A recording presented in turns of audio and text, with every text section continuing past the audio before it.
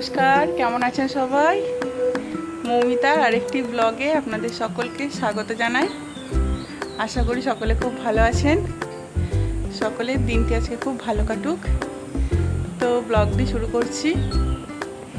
প্রথমে হচ্ছে একটু গল্প করি, কারণ গল্প করাটাই তো আসল। সারাদিন আমি কি করলাম সেটা জেনে আপনার হয়তো তেমন কোনো উপকার নাও হতে পারে, কিন্তু আপনি ধরুন আমার সাথে কিছুটা সময় কাটালেন, আপনার যদি মন ভালো হয়, সেটাই তো ব্লগ দেখার মানে আসল উদ্দেশ্য থাকে মানুষের, যে মন একটু ভালো করা। হ্যাঁ, এখন আমরা হচ্ছে নিজেদের জীবনের যে ছোটোখাটো অভিজ্ঞতা সেগুলো আপনাদের সাথে শেয়ার করি। আপনারা হয়তো সেখান থেকে কিছু দেখতে পারেন, জানতে পারেন, কোনো তথ্য হয়তো পান, সেটা আলাদা বিষয়, সেগুলো কিন্তু উপকারে লাগে। আর এই জন্যেই আমরা কিন্তু ব্লগিং দেখি। তো যারা আমাদের নতুন নতুন বন্ধু হয়েছে তাদেরকে অনেক ধন্যবাদ। আচ্ছা, তো আমাদের হচ্ছে চ্যানেলটিতে 600 সাবস্ক্রাইবার কমপ্লিট হয়েছে। তো অনেক ধন্যবাদ সকলকে, যারা নতুন বন্ধু এসছো তাদেরকেও অনেক ধন্যবাদ জানাই। তো আমি বেশিরভাগ ক্ষেত্রেই ব্লগটা বিকেল থেকে শুরু করতে পারি।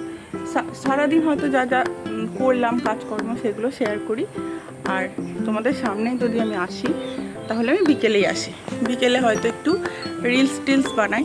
তোমরা যারা ভিডিও দেখছো রিলস দেখোনি, তারা রিলসটাও চেক করতে পারো, চেষ্টা করি, ওই একটু চেষ্টা করি। তো বিকেলে কেন বানাই? কারণ বিকেলে হচ্ছে রেডি হতে পারি, সারাদিনই কিন্তু অত রেডি হওয়ার ইচ্ছে থাকে না। এই বিকেল থেকে সন্ধ্যেটুকু হচ্ছে একটু নিজস্ব সময় কাটাই। এটুকু সময় একটু চেষ্টা করি নিজেকে মানে ক্যামেরার সামনে দেখতে হবে। তো একদম তো খারাপভাবে তো আসতে পারি না। ধরুন একটু মাথা তো আঁচড়াতে হয়, একটা টিপ করতে হয়, যতটুকু মিনিমাম দরকার, তাহলে কারোরই দেখতে ভালো লাগে না, তাই না? হিরেও যদি অনাদারে পড়ে থাকে তাহলে কিন্তু হিরেটারও মানে যে উজ্জ্বলতা সেটাও নষ্ট হয়ে যায়। তো আমাদের সবাইকারই উচিত একটু সেলফ গ্রুমিং করা, একটু নিজেকে রেডি করা, একটু ফিটফাট থাকা।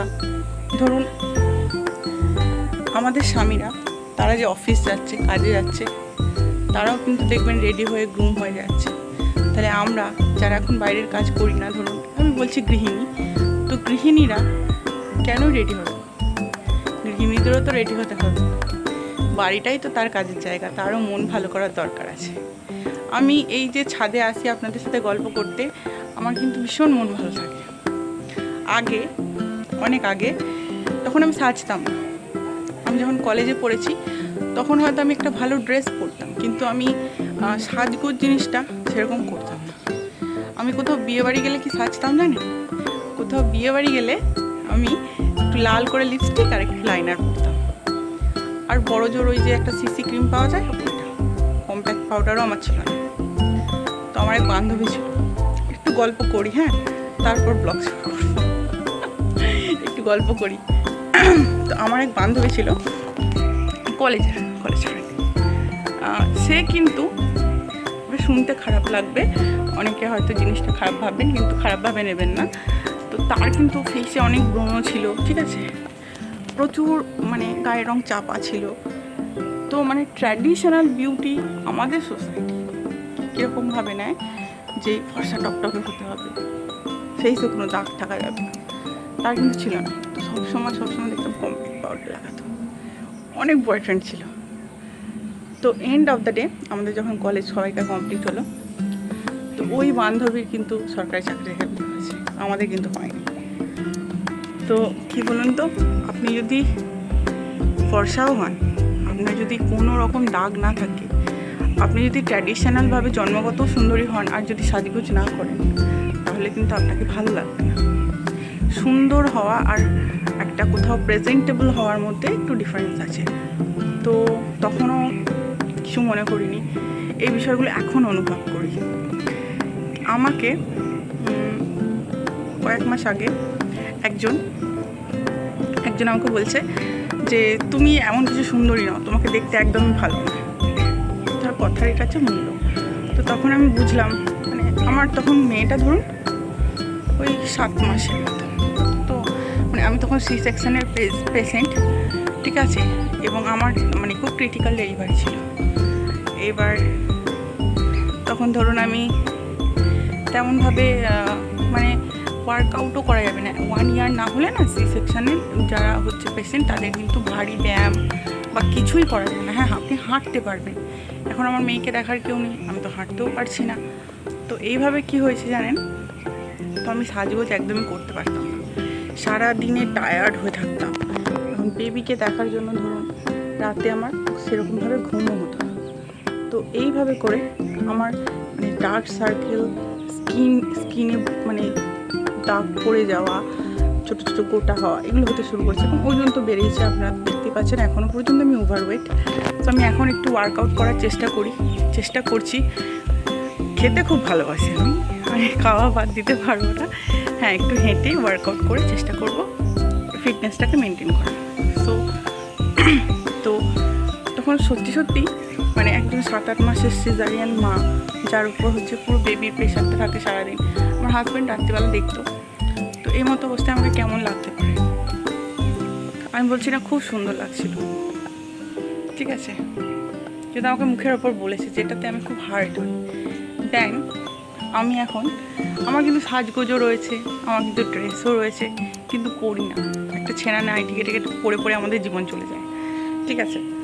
তো তখন থেকে আমার ওই কথাটা এত বেশি খারাপ লেগেছে যে আমি ঠিক করেছি, কেন আমার কিসের অভাব রয়েছে, আমার কানের রয়েছে, লিপস্টিক রয়েছে, কাজল রয়েছে, আমি পরবো।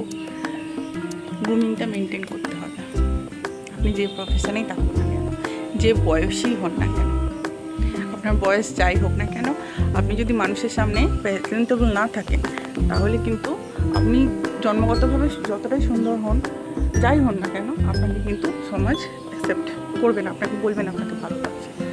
সো এইটা হচ্ছে আমার কি বলবো মোটিভেশন ছিল। আমি যে বলবো আপনাদেরকে আমি খুব সুন্দর করে সেজেছি না, আমি কিন্তু এই কানেরটা পরি না, কারণ আমার মেয়ে টানাটানি করে। আজকে মানে এখন যখন আমি একটু রিলস বানাবো, একটুখানি নিজেকে একটু দেখব আয়নার সামনে, এই ক্যামেরাটাও তো আয়না, তাই না, তখন আমি কানেরটা পরে নিয়েছি। আবার গিয়ে সন্ধ্যের পর খুলে দেবো, যখন গাটা ধোবো, পরিষ্কার হব, ঠিক আছে, তো তখন আমি এদের খুলে দেবো। কিন্তু এখন আমি পরে হচ্ছে আমি নিজেকে দেখবো, যাতে করে আমার নিজের একটু ভালো লাগে, আমার নিজের সেলফ কনফিডেন্সটা ঠিক থাকে। তো যাই হোক, অনেক কিছু শেয়ার করলাম পার্সোনাল। আমার ইউটিউব চ্যানেল তো মনিটাইজেশনের থেকে অনেক দূরে আছে, তবু আমি প্রতিদিন একটু রিলস বানাই, টুকটুক করে একটুখানি করে ভিডিও করি, ঠিক আছে, আপনারা দেখেন। এখন যদি আমি মনিটাইজেশন নাও পাই, যদি নাও কেউ দেখে, তবু আমার করতে কোনো মানে কি বলবো খারাপ লাগছে না, বা মানে আমি বিরক্ত হচ্ছি না। কেন জানেন তো, কারণ এই গ্রুমিংটা তো আমি নিজের জন্য করেছি। তো সেজে গুজে কী করবো, কিছু তো করতে হবে, মন ভালো রাখতে হবে। তো মানে সাজার ইন্সপিরেশনটা হচ্ছে ওই যে আমি আয়নার সামনে নিজেকে একটু দেখবো, এটাই। তো যাই হোক, অনেক কিছু বললাম, ঘেমে গেছি। আমার না স্ট্যান্ডও নেই, লাইটও নেই, তো আমাকে লাইট করতে মানে রিলস করতে হলে এই মানে সূর্যের আলো যতক্ষণ আছে এইটুকুই লাইট। ছাদে না জিরো লাইট রয়েছে, ছাদের আলোতে মানে ওই জিরো লাইটের আলোতে হবে না। তো অনেক কিছু গল্প করলাম, এবার বাই করছি, কারণ একটু একটা রিলস করি, ভালো লাগে করতে, একটু গান টান। দেখা হবে, আর এর পরের ব্লগসগুলোতে দেখা হবে, কালকে দেখা হবে। আপনারা কিন্তু যারা নতুন দেখছেন চ্যানেলটিকে সাবস্ক্রাইব করবেন, তাহলে কিন্তু নোটিফিকেশান পাবেন। আমাদের কিন্তু রোজ দেখা হবে। বাই, নেক্সট ব্লগে আবার দেখা হবে। আপনারা দেখতে থাকুন, আর যদি একটু ভালো লাগে তাহলে অবশ্যই সাবস্ক্রাইব করবেন। টাটা। হ্যালো। আমার মন বসে না শহরে, তাই তো এলাম সাগরে। তো কেমন লাগলো দীঘা ব্লগটি কমেন্টে জানান। আরও ভালো ভালো ব্লগ আছে, সেগুলো আমরা আপলোড করব। আশা করছি সামনে ব্লগগুলো কিন্তু আরও ভালো হবে। তো যারা দেখছো এখনও সাবস্ক্রাইব করোনি, চটজলদি সাবস্ক্রাইব করে দাও। Bye bye.